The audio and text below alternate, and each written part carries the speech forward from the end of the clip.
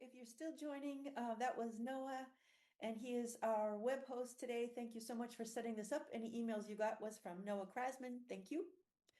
And he just announced, if you are newer, that you are being upgraded to being a panelist if you would like to share the screen with us.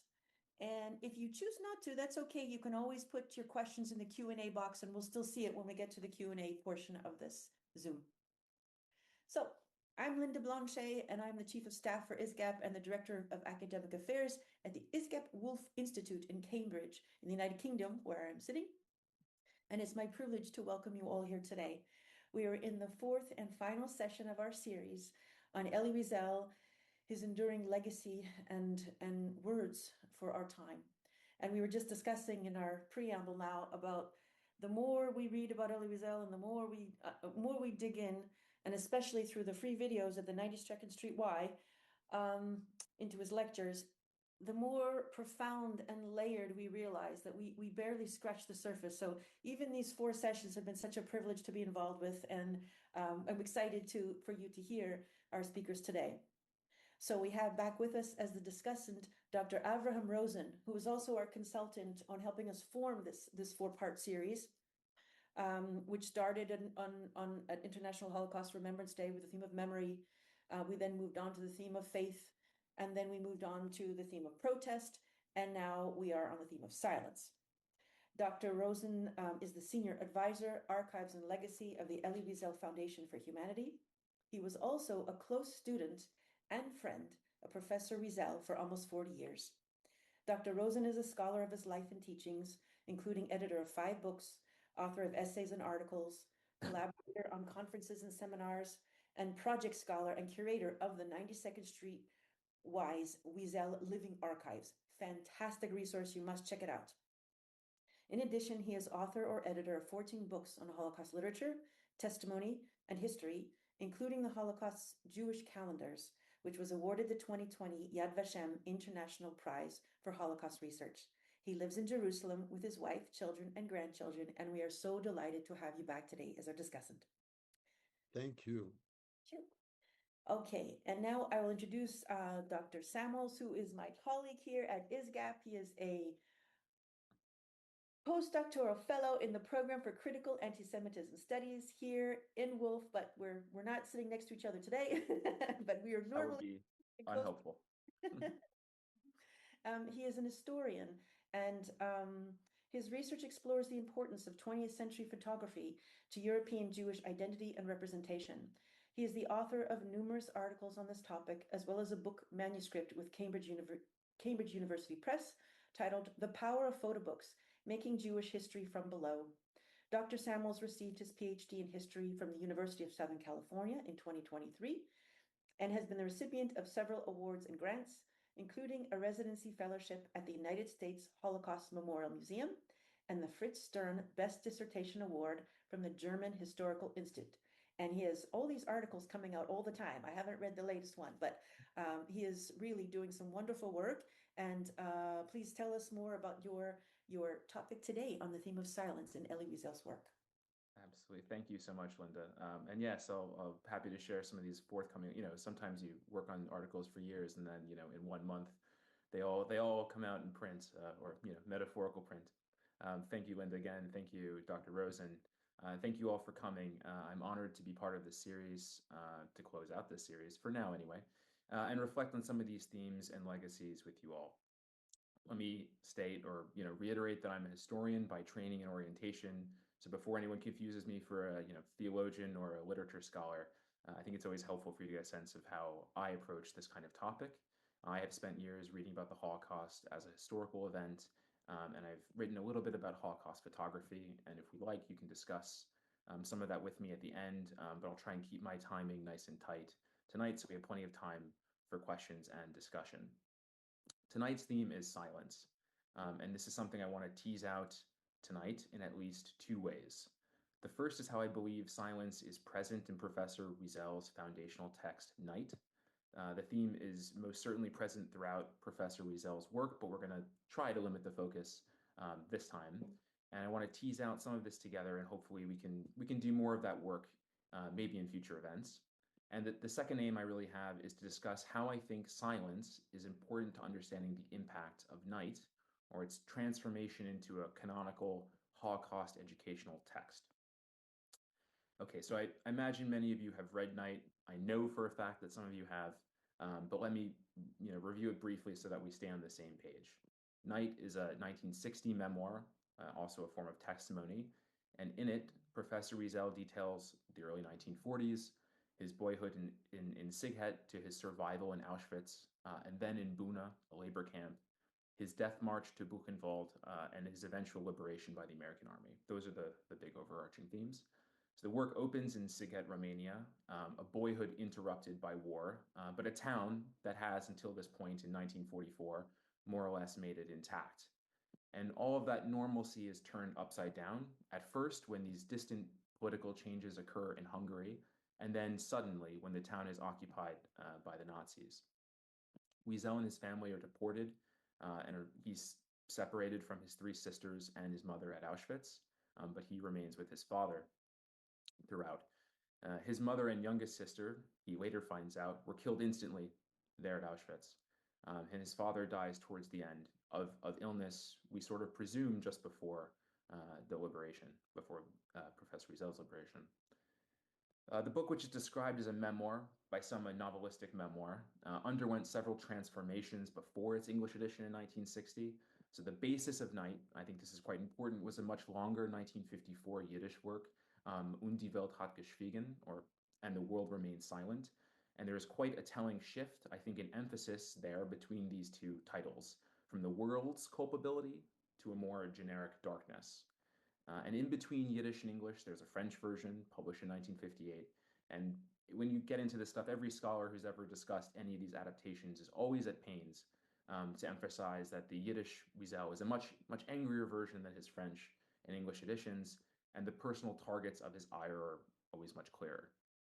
I would argue that these qualities are still decipherable in the English version, but you have to pay a little more attention. To put it mildly, silence is an important overarching theme that runs all the way through Night. It is a unifying concept and a keynote for Wiesel to think through feelings and ideas. In my edition, one of my editions, which contains a preface to the translation, Professor Wiesel opens really in a meditation on the centrality of silence. He discusses the challenges he faced in writing and then having his work translated. I'll quote him. And yet, having lived through this experience, one could not keep silent, no matter how difficult, if not impossible, it was to speak. And so I persevered. And I trusted the silence that envelops and transcends words. So these are profound words, to be sure, but they mark a kind of, I think, a paradoxical quality that we can always find in Professor Wiesel's thought. You know, on the one hand, we're supposed to read this book. It was very difficult to make these words. These are his words, but he's also telling us that the silences are the most important part. And so I'll try and return to that a little bit, this paradoxical quality. And in this same section, we're treated to Professor Wiesel's eternal shame that when he heard his dying father crying out to be comforted by him as an adolescent, he remained silent. The guilt of the child cannot live without this, cannot live with this betrayal of silence. And so at least he must give us his testimony. This is the concept he's writing in this preface. I think when I first read this, I think I was 13 years old. That was also the most difficult part for me to read when I was approaching this. I could understand this kind of horrible feeling, but what if I had failed to comfort, my dad in a moment like that? And I bring this up to say I think it's appropriate and authentic for Wiesel to dwell in that domain because he's trying to give us his testimony, that of a very young adult. But for those who haven't read it for a while, and those of us who are parents like myself, I can promise you that this doesn't quite land the same way when you read it now, because we know that his father didn't feel abandoned by his son. And when you reread Night, unfortunately, there are many more episodes of a kind of casual violence, particularly in how children are maimed and discarded, that jolt you as more horrific. Now, there are many ways to approach this opening section of the book. In some ways, the most kind of significant thing, but what I guess want to highlight, or let me suggest a kind of framework of thinking about it as a form of communal silence. So in the early section of Night, Wiesel's bemusement with his own Jewish community is palpable. And I think it stems from the inability of the adults in his life to comprehend or come to terms with their own impending destruction. They won't do it. And at every turn, the Jews of Siget in Wiesel's collection, they banish the worst thoughts and they hope for the best. Maybe the rumors they've heard about the camps and executions are exaggerations. The war, this is 1944, will probably be over soon anyway. Who cares about the Jews of Romania and Hungary? Insignificant in the context of the war. And it's in this environment we're told the story of Moshe the Beadle, the very first person that we meet in Night. And how we meet him, young Wiesel wanted to study mysticism, but he was told by his father he was too young, he should wait. But Moshe the Beadle, this poor, pious immigrant Jew, he studied with the young Wiesel. And because Moshe is an immigrant, he is rounded up and deported before the Jews of Siget. And he returns miraculously and quite a changed man. When young Elie Wiesel asked him what happened, he offers his testimony. He says he was taken to the Gestapo to a Galician forest.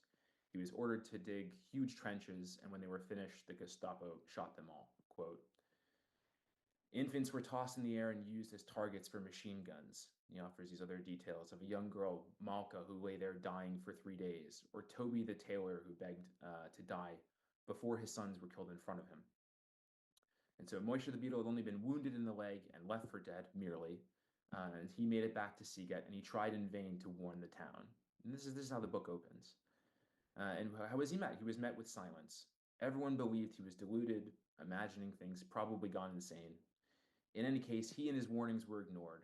The annihilation of the Jewish people, as Wiesel recounts, was met by Jews, at least initially, with a form of silence. Quote, and my elders concerned themselves with all manner of things, of strategy, diplomacy, politics, sometimes Zionism, but not with their own fate.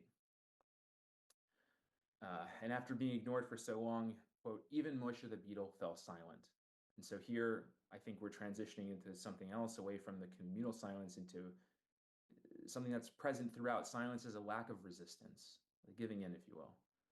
And it is to bring it back to the interlocking nature of this series, something I was just mentioning with Dr. Rosen before. This is silence as a lack of protest. It is a fatalism that is reached both through exhaustion and delusion, some combination. And this is something Wiesel is returning to again and again throughout Night. When Wiesel and his father are forced to march through the bitter cold and snow, this death march with no food or rest on their way to Buchenwald, it's this absence of resistance that kills everyone around them. You know, he's constantly saying it's not the pain. Each death along the march of death happened in silence. And he felt the pull. He felt the temptation of death to just let him take him in silence. But his father implored him to keep going. And then the roles were reversed, with the son begging the father not to give in.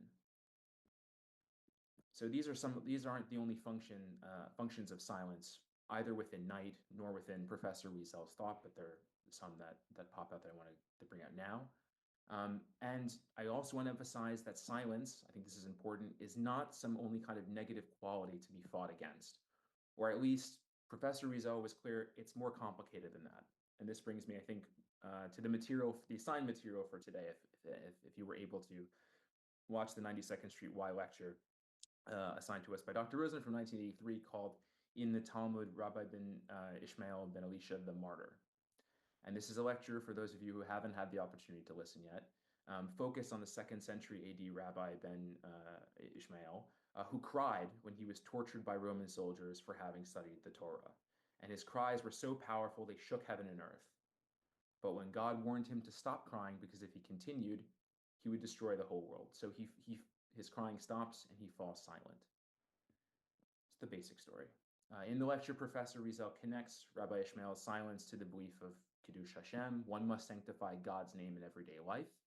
And this is set up in a way as a contrast with those like Rabbi Akiva, who opposed this kind of silence and specifically supported the Bar Kokhba revolt against the Romans in the 2nd century AD. And Rabbi Akiva thought Bar Kokhba was the Messiah, but the revolt is, as we all know, is a total failure, and it's thought that thousands of Akiva's own students died fighting Roman rule. So in at least one kind of interpretation, Rabbi Ishmael's silence is considered perhaps just and wise, and a just and wise contrast to Rabbi Akiva, perhaps. He sacrificed himself, or he fell silent so that the world wouldn't be destroyed. But just as we're told this in the very opening, Professor Riesel, who had a few problems with this received wisdom, even as he accepted it as wisdom, he said, quote, "Look at the world around us. Are we sure Ishmael did not cry again? And in any case, when has God intervened in the physical suffering of the Jews?" I think all these questions are pertinent to Judaism more generally, but certainly to the Holocaust more specifically. If we bring it back to persecution or to the text of night, I think Wiesel's point is that it is legitimate, of course, to ask, where was God during the Holocaust? Why were his own cries received in silence? But as he emphasizes, this is not a new question. It is one we have been asking at least since antiquity. And furthermore, in the very questioning, the deep, most significant questions, we can see how Jewish tradition and Jewish life has endured almost miraculously. Our people have survived, and they remember, because they have the Talmud, says Professor Riesel. We survived because we never abandoned the Talmud. These are, in any case, Professor Riesel's thoughts on the matter, and they give us a way of thinking about religion and the Holocaust which don't always fit naturally together. And unlike many Jews, my own grandparents included, I'm sure other people know those of a similar vintage, they shied away from questions of God in response to this immense tragedy and cruelty. But I think it's quite something that Professor Riesel continued to think about, constantly grappling with, writing about, lecturing on some of what I think are the most difficult topics. When I reread Night, I took Professor Riesel's advice to pay attention to the silences throughout his own work. And I think there are at least some purposeful and powerful omissions. These are just some of them. I think we read very little about, we see very little about his mother and his youngest sister after their selection at Auschwitz. We're given hints, but not full descriptions of the things one really has to do to survive in a nightmare world of immorality. And Professor Riesel's own emotions, his feelings of rage and revenge, they exist at times between the paragraphs rather than in the actual text. And Night in its English edition has several purposes, but it's a minimalist and matter-of-fact description. I think it's a stripped-down document there to bear witness and offer us testimony. But I think, as many of you might be tempted maybe to reread this and to truly understand how Professor Riesel felt, to glimpse a sense of his pain, you have to pay attention to those silences, as he told us to. I'd like to move on to this to a second part, maybe a second major focus, which is the reception of Night, particularly how it became a mainstay of Holocaust interpretation education. And I think that impact can be summed up by how Night punctured, what I would call a culture of silence. And let me start first by recalling the status of the Holocaust when Professor Riesel wrote Night in the 1950s in its various forms. For one thing, the word Holocaust, or Shoah for that matter, was not really in circulation. Jewish communities simply referred to it as the destruction of the Jews, or the destruction, korban in Yiddish. The word Holocaust, which has a Greek origin meaning a burnt offering, really only fully came into the discourse in the 1970s. So even the terms we use are totally anachronistic. We have to remember that the wider public was hardly interested in what happened to the Jews during the war, or maybe for some people to imagine it was true. It's not exactly that people didn't know, but they knew far less than we do today, and there were certain shared assumptions about how everyone had suffered. This is the common way of talking about it. I'll draw on various wings here to show my point. The famous atrocity exhibitions at the end of the war, which I think most of you can recall in your minds, these are the kinds of things that blanketed buildings, filled up newspapers, but they barely mentioned Jews. To be sure, they contained images of Jews. A young Elie Wiesel is in the famous Barrack 54 picture from Buchenwald's liberation, if you want to Google that. And so many of these images that are used today to illustrate the Holocaust, this is just simply not how they were debuted. Jews are present in those original pictures, but they're not captioned as such. So there's something kind of odd. And this isn't necessarily an anti-Semitic conspiracy. I think consensus view, and I would agree, is that it's a reflection, more or less by authorities, journalists, figures of all kinds, some of them Jews, that the war at all costs should not appear to have been fought over the fate of the Jews. They were scared of what their populations might make of that. So instead, everyone was shown to have suffered somewhat equally. Even after hostilities had ended, this mentality endured. Nazism was portrayed at the time as a crime against civilization and civilized people. It's sort of unavoidable to get around those words if you go back to it now. And each nation had told itself that its citizens had been uniquely victimized, whether they be French or Polish. And sometimes that kind of characterization included space for Jews, but Jews as part of a national body. Jews were double victims in those accounts, doubly marginalized. In Eastern Europe, there was a moment of recognition that Jews had been the victim of a particular form of violence and hate. But that culture of commemoration came to an end more or less in 1947. So it only ever existed in a few brief and intense years before being, closed down and opened up again, I would say, after 1991. There was, of course, very little ambiguity among Jews at this time, but what they really understood or did about it publicly is a different story. This is also, I think, important for understanding the context of Night. I'll just share one anecdote from my own research. I found a sympathetic description of Jews in Israel from 1948 as, quote, fine steel forged in the fires of Auschwitz. And I think it's not just that this is a little bit cringe, but betrays an understanding, even among sympathetic Jews, of what had really happened. People did not really understand very well. Of course, among diasporic Jewish communities, there were emergency historical commissions, Yitzhak committees, as probably most of you know. Maybe you have some Yitzhak books yourself. And together they produced, a massive array of well-researched, highly specific commemorative material, to be sure. There are Yitzhak books about even tiny communities that were destroyed during the Holocaust. And all these books recall the vibrant lives of these places before the war, amazing kind of testimonies and memoirs, and unflinching looks at the destruction of these communities. And these books are where you could find, testimonies similar to Wiesel's, you might say. So I think even SIGET has its own Yitzhak book, though it's one published in the 1980s, so well past the period I'm discussing now. In any case, most of the immediate post-war Yitzhak books were in Yiddish, and so they spoke really only to those with strong ties to these communities, strong ties to places in Eastern Europe. They were not, in other words, originally materials for a wider public, intended to educate a wider public. And just as a side note, that's something that's changing today. There are organizations like Jewish Gen and others who make these books digitally available, so you can find most Yitzhak books online, and in English more and more. But my point is that Yitzhak materials did not reach non-Jews back then. That wasn't their aim. In Israel, Yad Vashem, which was established as an organization in the 1950s, it exists when Professor Wiesel is writing Night, but it didn't know its own purpose, which is sort of odd. Should it remember the victims, or should it try to become a place that showcased heroic resistance? These were the debates that people were having within Yad Vashem.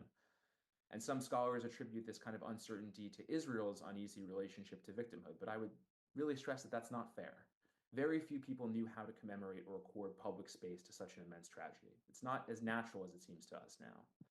Even the staff at Yad Vashem, some of them survivors, weren't totally sure what they wanted to do or where they wanted to take the museum in the future.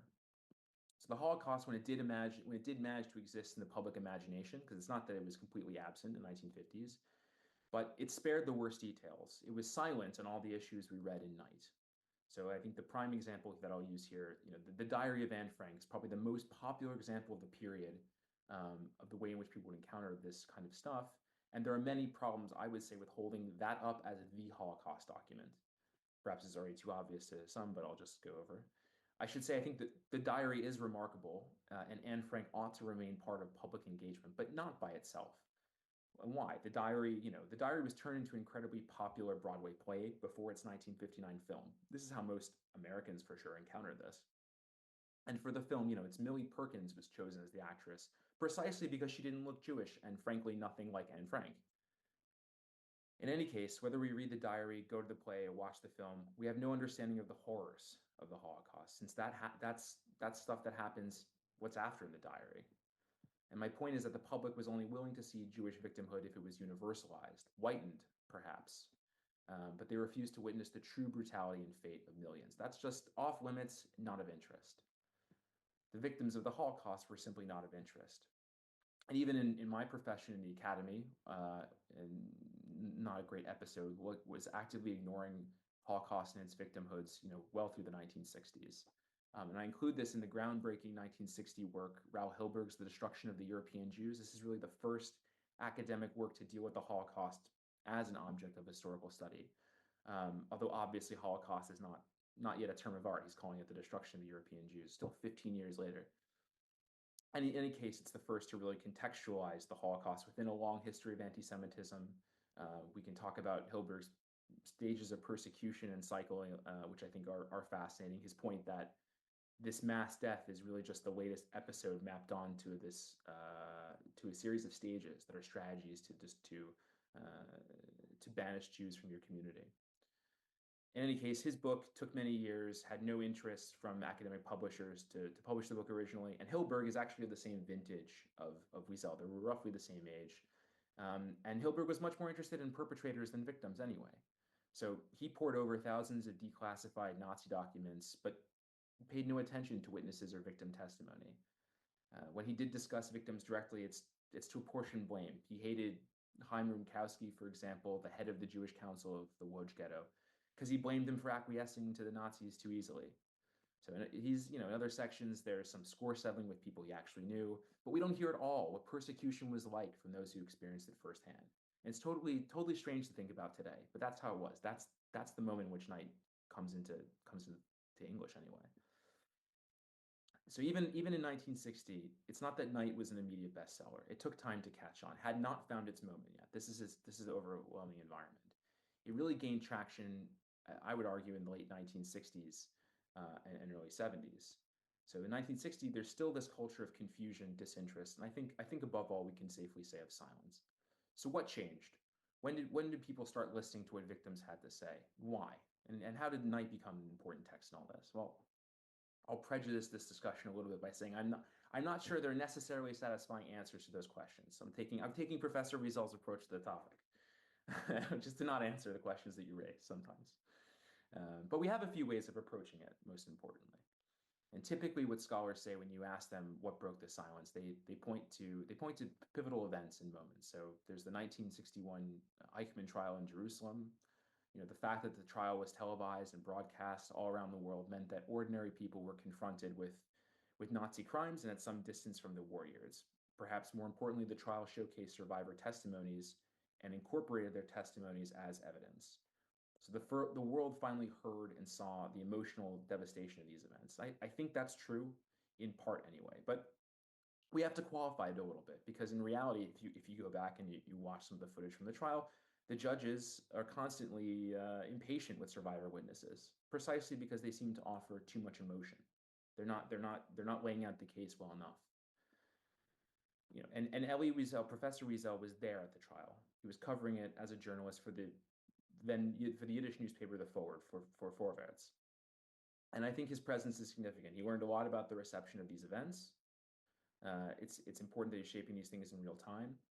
Famously, Hannah Arendt was also covering the trial, and Professor Wiesel didn't like her conclusions. I don't either, but or her style for that matter. She and others seemed totally uninterested in the memory of the events. She seemed to lack a certain empathy with victims, and in any case was so clearly busy trying to integrate all of this into her own philosophy, into her thought. It was not a silencing, maybe, but a kind of hierarchy being reestablished in 1961. If I can put it more crudely, it's an reordering where the German Jewish philosopher is more important than the ordinary Eastern European witness. This is an old dynamic that we're kind of seeing playing out, at least again, 1961. And that was the state of things. Professor Wiesel complained about this, and I think he was right. By contrast, I think Professor Wiesel's moment, the true breaking of the silence, is when we, certainly in the West, begin to embrace our ethnic origins. I don't think it's a coincidence that Knight's success, its penetration to mainstream culture, happened at the time of Sholem Aleichem and Fiddler on the Roof in the late 1960s. I would argue it's precisely when lots of people, certainly many kinds of Americans in particular, felt nostalgic about the roots that they had never really known. That's the moment when they're ready to break a kind of cultural silence about who they were and where their parents and grandparents had come from. It's almost impossible for us to reimagine this today because we're so proud of our roots, our Ellis Island stories, but this really wasn't the case until the late 1960s. And it was a folkloristic mood, to be sure, but it was in that context that many found their way to Professor Wiesel for the first time. And what they found in Knight, and his subsequent works in Day and Dawn too, was the search to faithfully represent a vibrant world that had been destroyed by the Holocaust. I think it is this sincerity, the adolescent sincerity, as well as its unornamental style, that has made Night the go-to text of Holocaust education. It certainly contains the universal, just like Anne Frank's diary in some sense, but it is also unflinching in what it describes and demands of the reader. We can forget this remarkable power of Night precisely because most of us have only ever lived in the shifted paradigm, where survivor testimony and memory is really the most important valued piece of the past that we have. But it's Night that helped further that paradigm and something that helps sustain it now. So to wrap up, without me being too verbose, I think, happy to keep going on. I think we've begun to scratch the surface of the concept of silence in Professor Riesel's oeuvre. And over the course of this time, I think we've seen how encompassing silence is. It is perhaps the wisdom of God or evidence of his solitude. It is a crime of complicity, perhaps one of omission. Silence functions in all of these ways and more. And I hope we can continue to tease out Professor Riesel's legacies right now, but it's also in future events. So let me stop there for the moment and thank you all very much.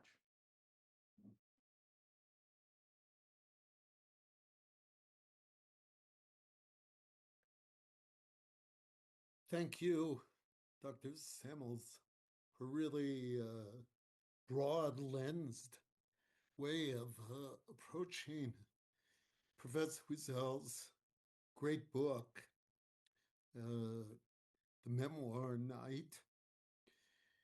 And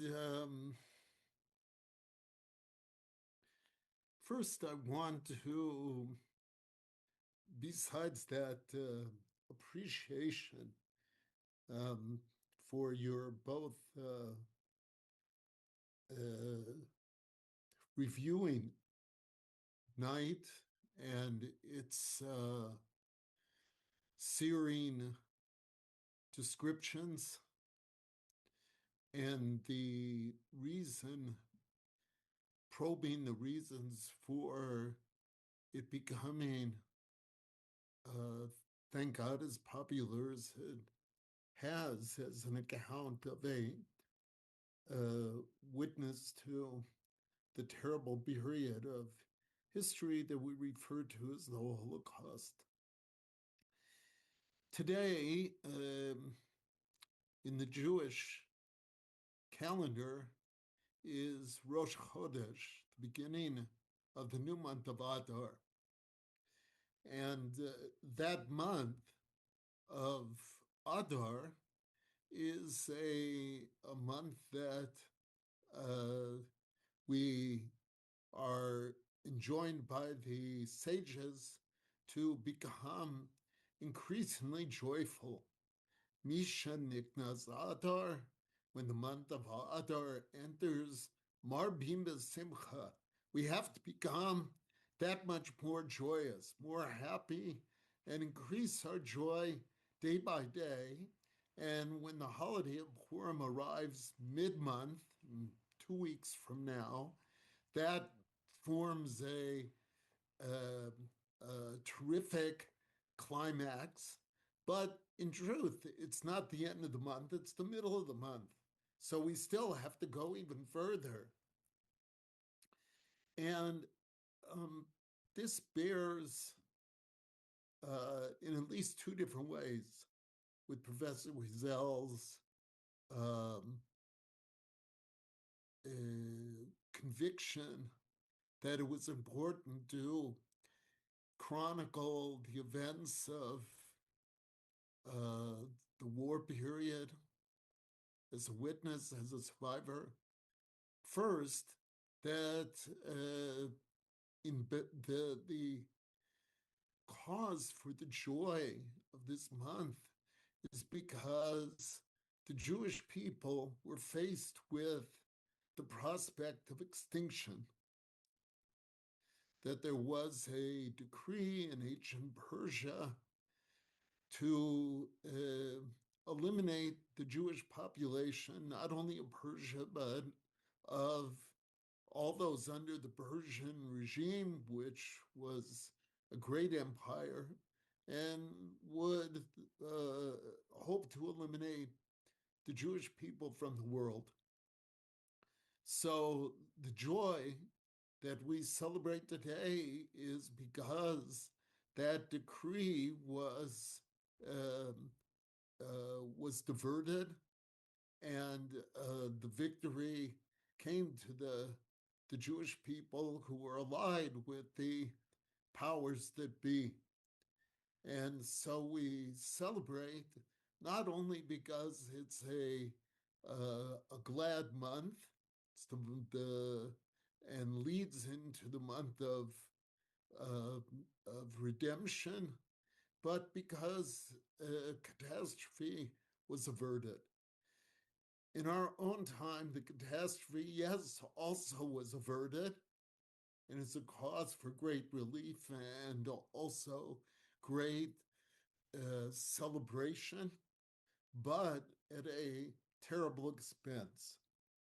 And Professor Wiesel was committed to chronicling that devastation, as you so really soberly put it, Dr. Samols, to that look unflinchingly was the word that I believe you used, and indeed he does. And also, coupled with that, is his resolute devotion to joy and celebration. And that, as I mentioned last time, the original French editions of the work that the essay Rabbi Yishmael appears in, and remembering again, Professor Wiesel did not write in English. He wrote in French, Yiddish, and Hebrew. The original French edition of that work was entitled Celebration Talmudique, Talmudic Celebration, and all the volumes devoted to study of Jewish classical sources and of Hasidism were entitled Celebration. And Professor Wiesel speaks of how celebration is clearly the counterpoint to the devastation that the Jews faced during the war years, and that celebration of Torah, of study, of friendship, of fellowship, of holidays, all of that is our way of being able to continue as a Jewish people uh, that had to cope with such events in recent history. The second aspect of Rosh Chodesh, of the beginning of the month, is that I had the privilege in the late 80s, I believe, of meeting with Professor Wiesel on the beginning of a month and suggesting that we meet or speak every Rosh Chodesh. And he said, great, as was his wont when you made a suggestion. He would embrace it with extraordinary fervor, and that's what we did. We would meet or we would speak every month on the celebration of the beginning of the new Jewish month, which is a holiday. And so that added to the holiday spirit of our being able to speak at more or less length, even for a few words, or on the best of occasions to be able to meet together. So that dovetails with our meeting here on Rosh Chodesh, on the beginning of the new Jewish month. And the third aspect that particularly is keen with Adar is the joy and the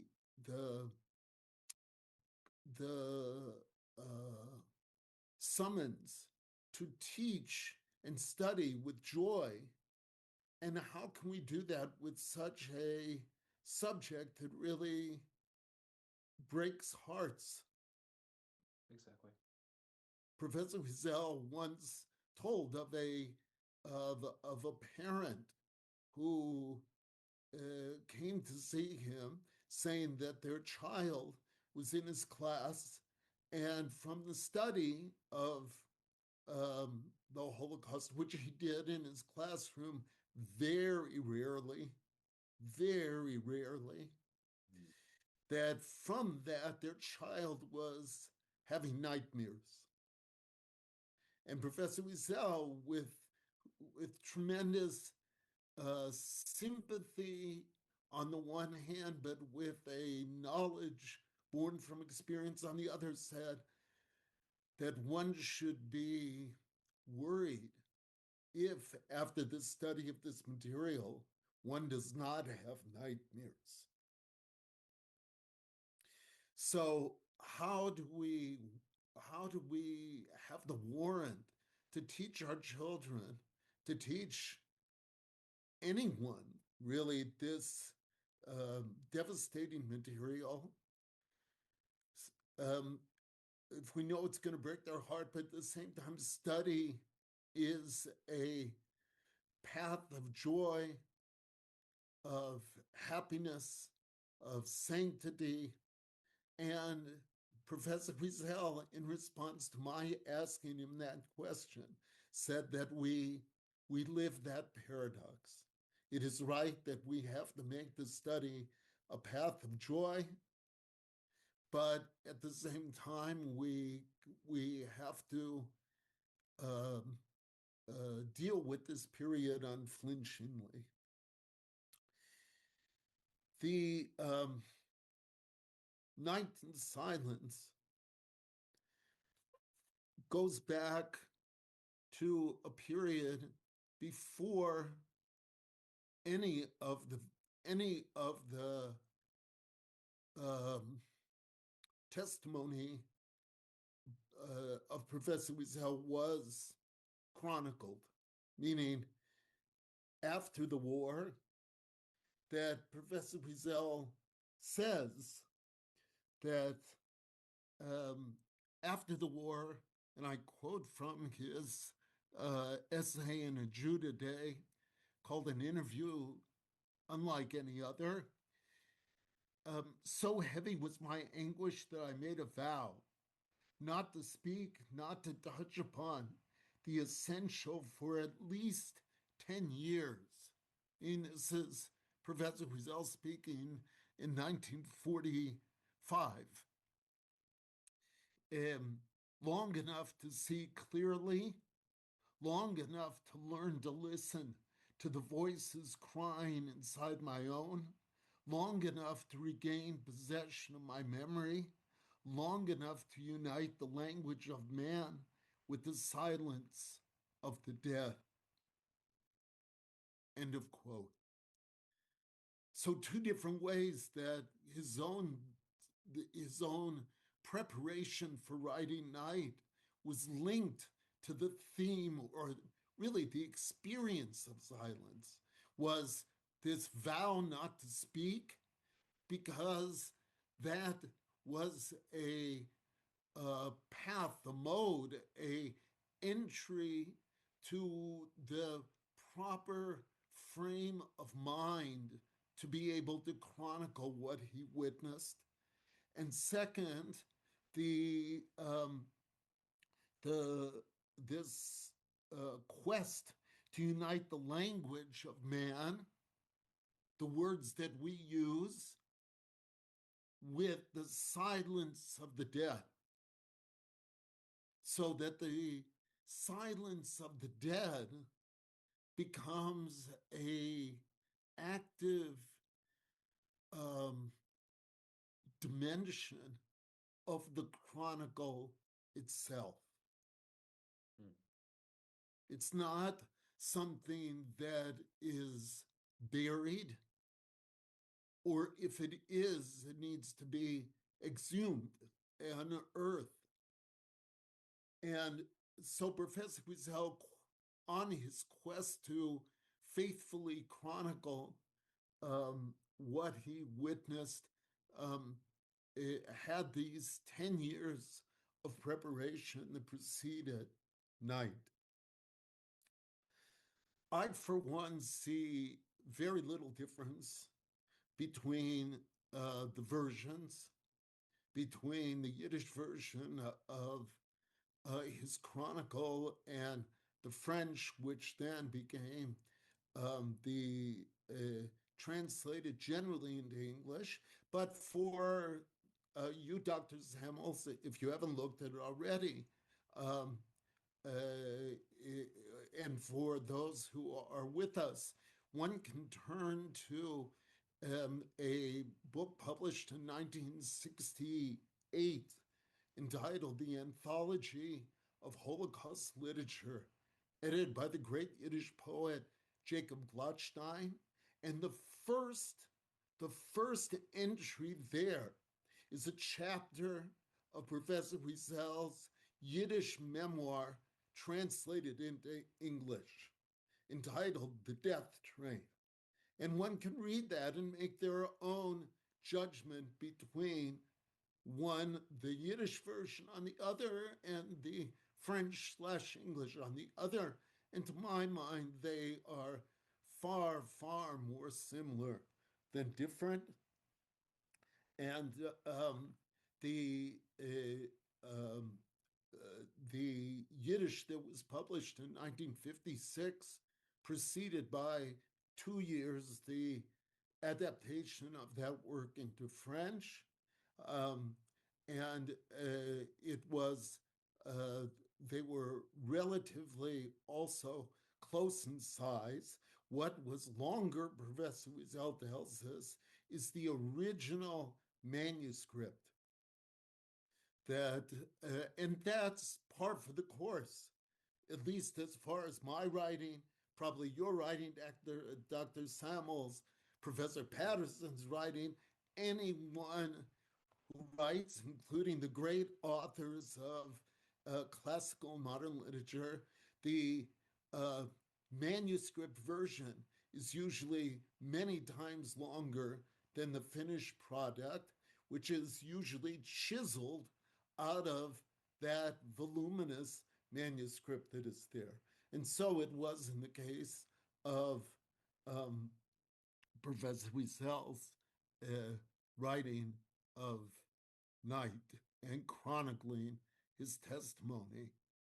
Um, the I think your observation that one of the silences, meaning I think you spoke of as omissions in the Chronicle of Night, is um, the his reference to his mother and his younger sister, both of whom were murdered upon arrival at Birkenau. Um, if one turns to the larger spectrum of his work, that one finds an extraordinary essay entitled The Death of My Mother. And The Death of My Mother, which appeared in French in 1985 and not translated into any of the English language volumes, but it is on the 92nd Street Y um, contents marking his mother and sister's yahrzeit, the day of their passing. Um, and so one can look there to find it. And while the title of the essay is The Death of My Mother, it's really about her life. It's really about who she was, her vitality, her continued interest in helping by helping to run their family store, by taking care of the children, by being a devoted chassid as she was of the Vizhnitzer Rebbe, which she inherited from her father, Rabbi Dodja David Feig, and that is a portrait that Professor Wiesel brings to us in very vivid living colors.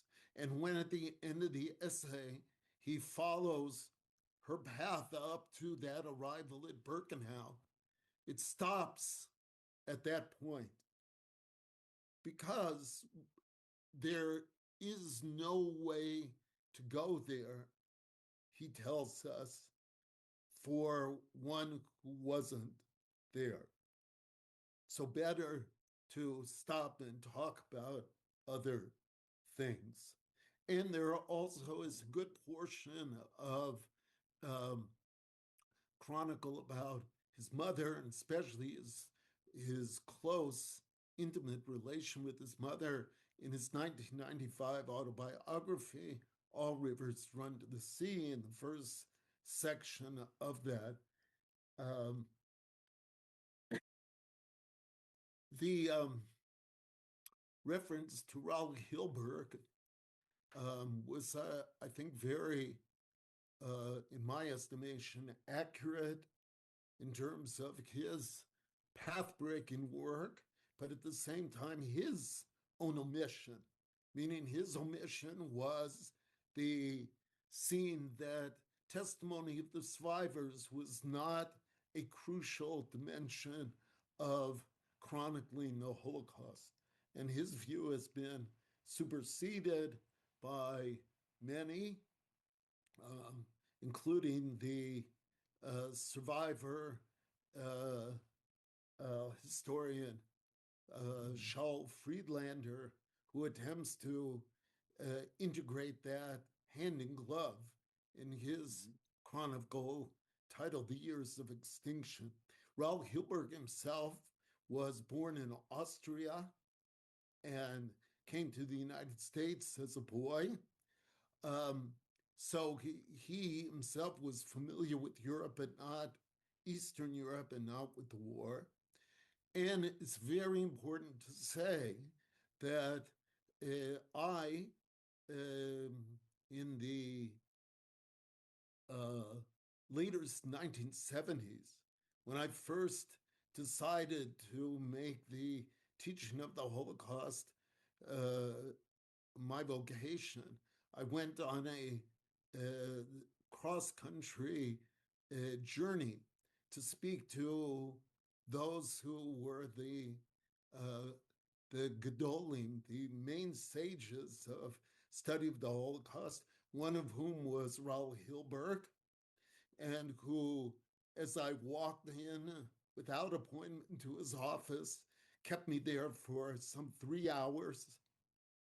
And when he heard that I was more interested in literature and philosophy, said, "You don't want to study with me," as I remember him saying at least, "but rather you want to go and study with Elie Wiesel in Boston." And that's what I did. And so Raoul Hilberg had besides his own tremendous sagacity and resilience, to be able to read unendingly perpetrated documents, to know his own limits, and to be able to make sure that those who were the coming generations who endeavored to be scholars, teachers of this terrible period would be mentored by those who were appropriate. I want to conclude with adding to your amazing integration of the Rabbi Yishmael narrative into your remarks by referring to one of the other texts of Professor Wiesel's that also chronicles silence. And that is his essay, lecture, first lecture, and then essay, Nadav and Avihu, who were the sons of the high priest Aaron, who Moses' brother, so they were Moses' nephews, and he uh, in his essay in Wise Men and Their Tales, um, he subtitles as the story of fire and silence. Why? Because we hear from the Torah, the five books of Moses, that Nadav and Avihu, his sons, um, went to bring strange fire to the altar and were not commanded to do so. And they were burned to death. And it was a shocking incident for all concerned. And their father Aaron's reaction was Vayidom Aaron, and Aaron held his peace, as Professor Wiesel translates it. He remained silent. He, in the essay, the words he continues to use to describe Aaron's reaction is he wrapped himself in silence. Aaron became silence. And that became is italicized in the essay. So it is this way that the response of Aaron to the tragic loss of these young people is becoming silence, whatever that might mean. And the essay finishes by, in the following words, is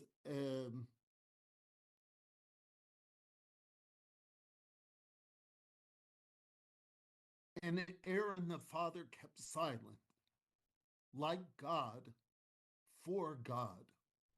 Never have I read, says Professor Wiesel, so often these words, Vayidom Aaron, and Aaron held his peace. Never have I read so often these words as in the years since the last war. So many men, so many learned men, so many pious men and women used Vayidom Aaron, and Aaron kept silence as their way of coping. So all that we, Aaron's distant disciples or children, can do is to join our silence to his. Shall we be comforted by it? Are both our silences of the same nature? I do not know. End of the essay in the book. So, as you were speaking of Rabbi Ishmael, that here with the example of the great personage of Aaron in the Jewish tradition, trying to cope with a unimaginable catastrophe. So we try still, as your good words have guided us, to cope with this tragedy, guided also by Professor Wiesel, and to see silence as sometimes, as you said, a lack, but other times as a perhaps fullness. Thanks so much. Thank you for that wonderful response. See, I knew I was scratching the surface with silence. I knew that Dr. Rosen would come and steal the day with the even more significant. Not at all. Your remarks were golden, Dr. Samols. Really terrific. So now maybe we'll open the floor to questions. Yes. I wanted to, well, it's always, I've always said it still rings in my head. Dr. Rosen, when you first explained these four themes as kind of like a formula for our world today too. You know, we dig into Elie Wiesel's words because they are enduring for us. There's enduring wisdom and layers upon layers as we're hearing from these conversations.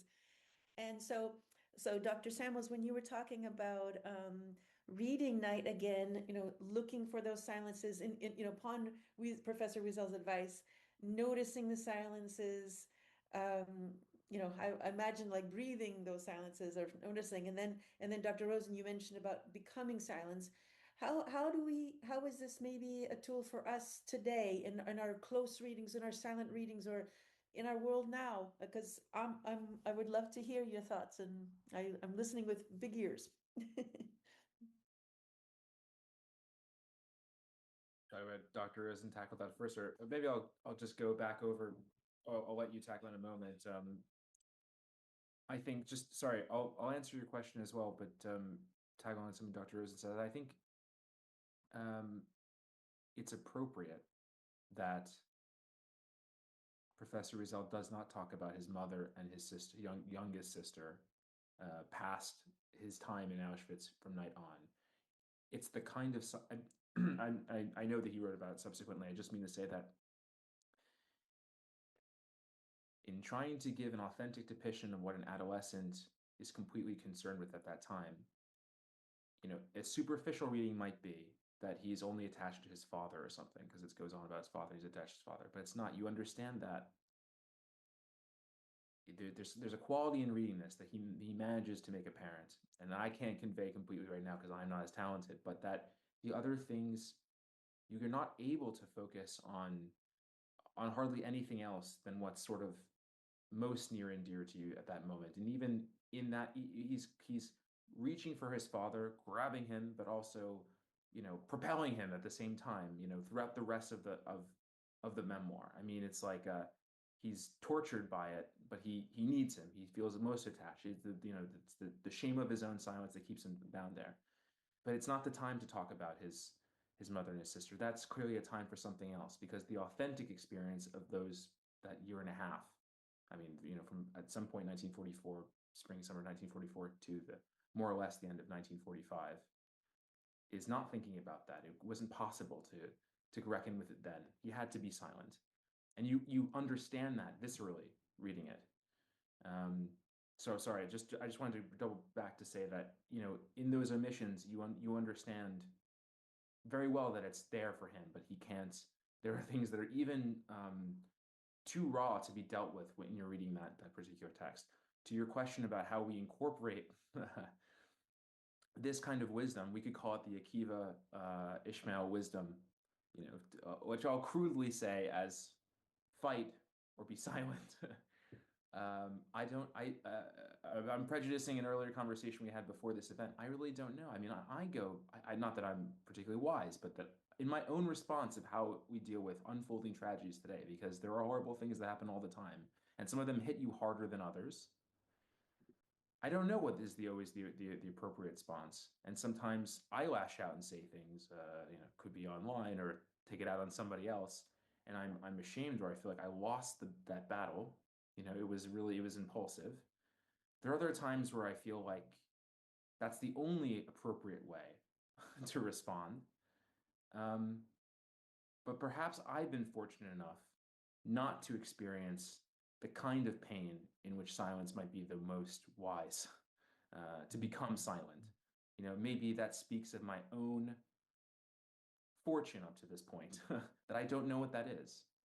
And so, you know, I toggle back and forth. So that's how I'll approach it. But I can see the wisdom when I'm approaching this material. That's how I'll approach it. And defer to others.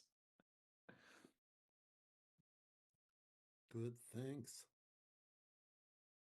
Well, Please. I'll be glad to follow that, Dr. Samuels, with a question about the relationship between silence and indifference. Rather than seeing silence as a condition of privilege, uh, I, I wrote my master's thesis about pessimism in modern Jewish identity formation. And the more I study after the fact, I realize that it's maybe less about pessimism and even optimism, but the ways in which Professor Wiesel framed those issues, may, namely faith and hope and despair. And he says in a lecture, um, I believe he says in a lecture in 1998 that the opposite of hope, as of everything else, is indifference.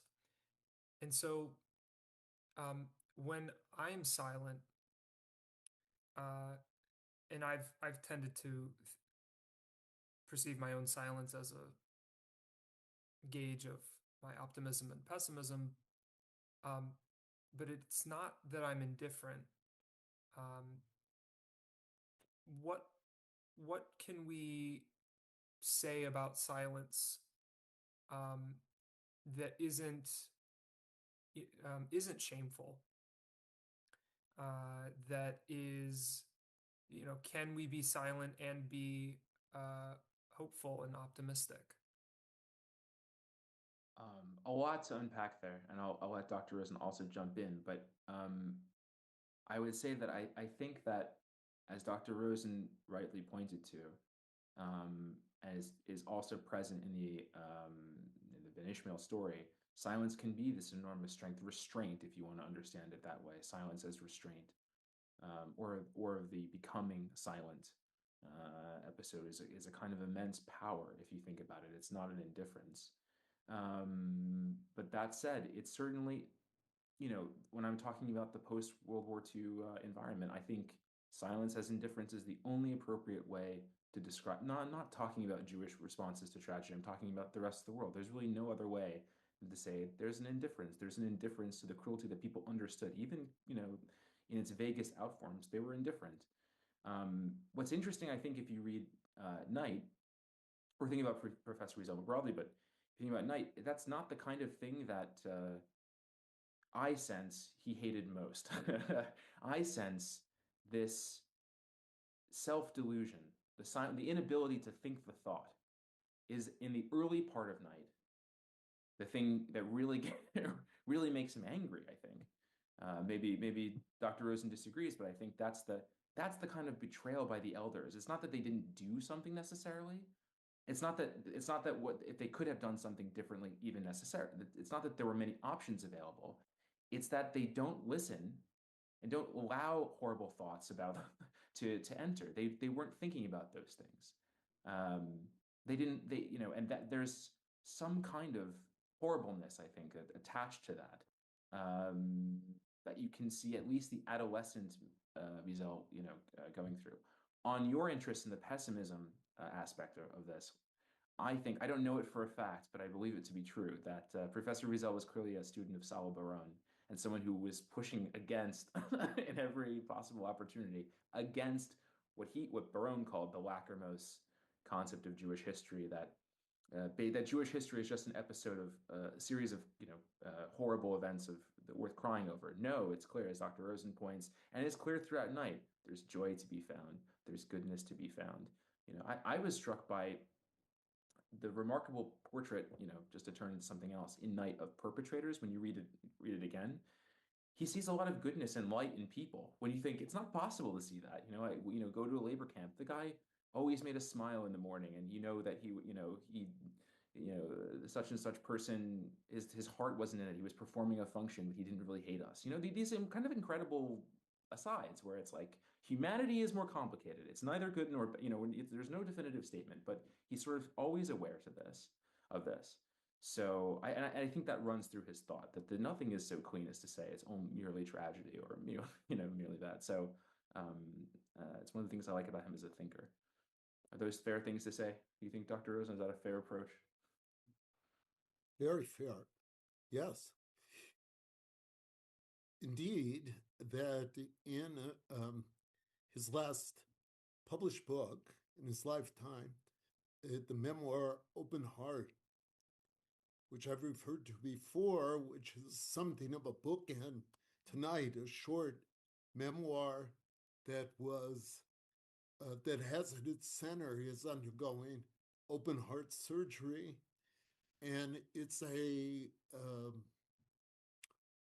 seizing the opportunity to review his life, his work, his goals, his successes, those that were not successes. And he reviews his writings.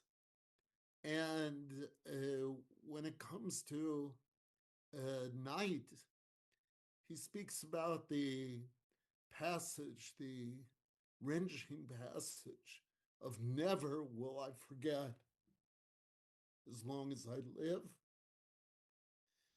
which seems to, on the face of it, it's so wrenching that it seems to be a final word. That's it. But Professor Wiesel says, and then a few pages after that, we see that we're praying the Rosh Hashanah prayers. Yeah, that's right. Meaning that even though we went through such upheaval and the sense of being abandoned was so devastating and unnerving, and brought forth this cry, that at the same time that there was this continuing to pray to the God Almighty on Rosh Hashanah. So, and in another place, someone else says, well, what about, an interviewer says, well, what about the fact that you seem, that your faith seems to be in crisis, as Professor Patterson so eloquently spoke about it. And you see that at night, and he says to the interviewer, you stopped reading too soon. She says, no, what do you mean? I read the whole book. So he says, no, not that you went on with the reading of the full volume. You stopped paying attention, because then right after those expressions of such woe, we're praying. And that is a sign of faith. So there is this way that Professor Wiesel very much had the counterbalancing that you had in mind. And with Noah's question of the indifference, I think Professor Wiesel moves from the condemnation of silence that is an expression of indifference. And there, it's not just silence, it's not just not speaking, it's not speaking about the right things at the right time to the right people. That's indifference. And here, as we're seeing in Professor Samols' remarks, including on the great lecture on Rabbi Yishmael, and then what I tried to add about the response of Aaron in the Bible, in the Torah, that silence can be a position, as Dr. Samols put it very, very strikingly, of great power. And I wonder myself as we were talking about that, whether the sages' ingenuity in making the central prayer of Jewish life day in and day out, also on the Sabbath, also on Rosh Hashanah, also on Yom Kippur, that prayer is said silently. We move through circles of greater and greater eloquence that we drive ourselves to be able to speak to the Lord and say, now we need you fully to be responsive to our needs and prospects.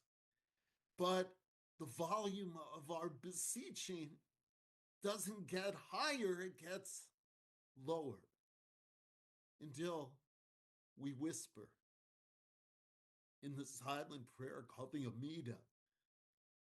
So I wonder whether that, Dr. Samols, is one of the signs, one of the expressions of the great power of silence that is there, that has been codified as part of the tradition and that we can turn to and draw on. Certainly think so. I hadn't thought about the silence in prayer. I was like, wait, you're right, circles within circles. May I read? I see something from the chat. Can I read And out? we have, Oh, yeah, would you we've like me got, to read it? Dr. Patterson wanted to ask a question, and we've got a question in the chat. So whichever one's. I'll take the chat one just for first for balance. I'll go. Okay, from Jessica. I've experienced that silence can be kind of cocooning to protect during time of transformation. I believe we become as we research the milieu, place, territory, as Deleuze says, re-territorialization through the war machine. As a researcher myself centered in architecture, urban planning, and environmental policy, I'm married to an architect and urban planner, Jessica. I'm becoming my own version of Jewish, embracing my own connections to my family ancestry, the ancient language of Hebrew and rituals learned in Hebrew school. In research, I use tools like timelines, oral histories, maps, and photographs. Now, my question, I guess this, because photography carries its own paradox of voice and silence, Dr. Samuels, have you or are you working on publishing a book of Holocaust photography that is available online? Convenient that the question ended up being towards me. I am one of the key things I've researched for a long time that I publish in little places, but will be a key part of the book manuscript I'm working on right now, is the importance of survivor-authored photo books in the immediate post-war to the popularization of the Holocaust more broadly. So that's a key chapter and change in my work. And what do I mean by these survivor-authored testimonies? I mean, if you can imagine a kind of Yisker book that's totally visual, that using found photographs, mostly from perpetrators, not exclusively. Often, they're clandestine shots and these things that are offered in a kind of narrative form to show you the stages of persecution and mass murder. These are really complex visual documents that have been used in an amazing array of material. My point is, why do I talk about photo books when on an exhibition or something? My point in books of photography is that when you collect a series of photographs and you publish them in book form, that offers a stable platform for them to be readapted, to be revisited on your shelf if you own one of the books for sure, but for it to be used by movie makers to authenticate what is real and not real, to substantiate museums. You can blow up some of these images, they've been found in an archive, but they're published in the book, and then once you have them there, you have them kind of for more or less forever. And that's my driving force. It's actually that survivors authored our image of the Holocaust to a great extent. And you can see that in books of photography in the immediate post-war. So that's one of my areas of expertise. So is that available now? Not the most sophisticated version of that, but there are some pieces I could send you in articles. I've alluded to that. So that's a key part of my book manuscript. Should we call on Professor Patterson? Sure. By Yes, all means. thank you. Thank you, Dr. Samols and Dr. Rosen. I am especially grateful that you have you got around to the connection between silence and prayer. I think for Professor Wiesel, the connection is profound. His lamenting that we've lost a capacity for prayer is a lament over losing our capacity for silence. Silence is not a condition; it's a capacity. It's a falling silence so we can tishma, Shema, hear, O Israel. But in order to hear and to heed and to act, you have to be able to listen. And in order to listen, we have to fall silent. There's among the night prayers that we say when we lie down to sleep is, speak within your heart as you lie upon your bed, then udomu, then fall silent. Uh, and Professor Wiesel's writing has a quality of prayer about it. Anima Amin is a prayer. Town Beyond the Walls divided into prayers. You can't separate his writing and his silence from prayer. He once told me that he cuts maybe 2/3 of what he writes. And he said you have to write it in order to cut it. This is an important lesson for anyone who aspires to write. And he said, but what you take out remains. So much of night, I asked him about night, all those pages in night, where are they? Where are they? Have you written them in other works? He said, no. I think the silence that runs throughout his other works, and to some extent lies in what was cut from night. And he once said, I write not to change silence, but to complete it. I use words to complete silence. And I think the words from the two of you today, truly the words of two sages, and I use that word carefully, has enabled all of us, me certainly, to fall silent and listen more carefully and listen for the silence. Listen for the kol demama daka, the thin voice of silence revealed to Elijah. It's not a still small voice. It's a kol demama daka, the thin voice of silence. And as Professor Wiesel pointed out, this Talmudic teaching that God is announced by a great silence, even at Mount Sinai. So I've thrown out too much, more than I should have. But you can see how you both of you got me thinking. And above all, I'm going to say thank you, Dr. Rosen. Thank you, Dr. Samols. I want to say thank you to Dr. Blanchet, to all of the ISGAP staff. Thank you so much.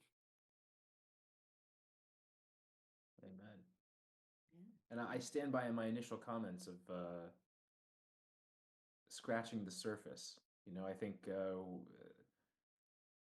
there could be a whole series on silence throughout the oeuvre of Professor Wiesel, and I think we're gathering momentum as we go.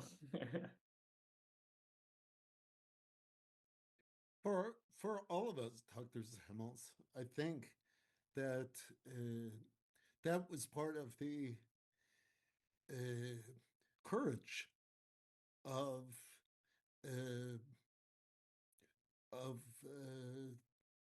trying to put together a series of this kind and to take part in it and try to find the words and commentary that would somehow add to the understanding, to the appreciation, to the embrace of Professor Wiesel's own. And as we just coming back to the statement in his lecture, ever since I began writing, I was haunted by three themes, three mysteries: faith, protest, and silence, all surrounded by a kind of religious imagination and all penetrated by a thirst for understanding what cannot be explained. End of quote. So it was really putting these three themes together that was a bold experiment in trying to understand what cannot be explained, which is really the core of Professor Wiesel's thinking and writing. And yet his devotion and encouragement and precedent really guides us to be able to do that, even though that we know in some sense we're going to fall short at the end. But I think for me, it was really a wonderful experiment. And following Professor Patterson's word, thanking ISGAP for having the vision to be able to bring this to bear, and Dr.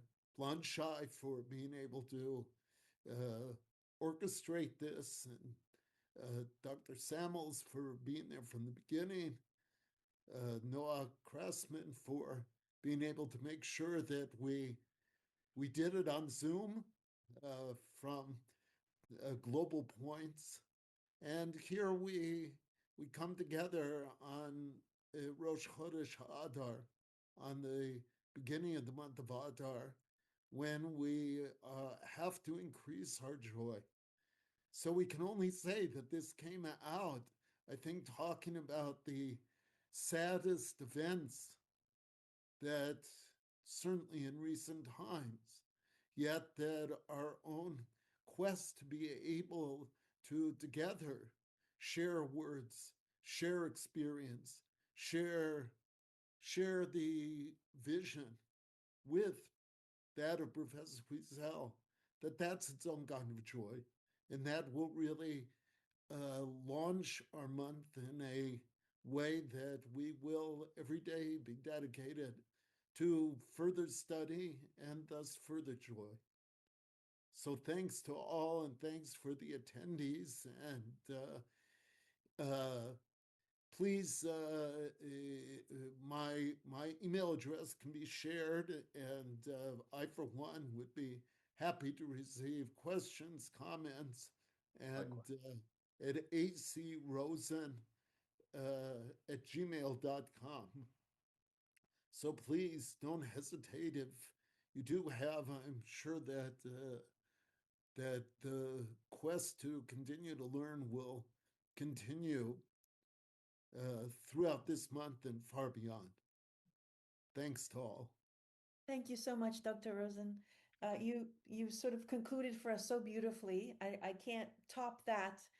And so I'll only say that this experiment that really you brought to us in terms of the way to frame these four sessions was truly a joy for us to work on.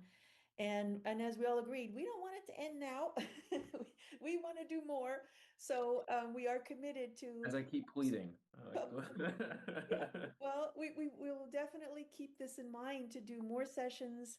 And we encourage everybody who's been participating to, let us know what you'd like to see more of.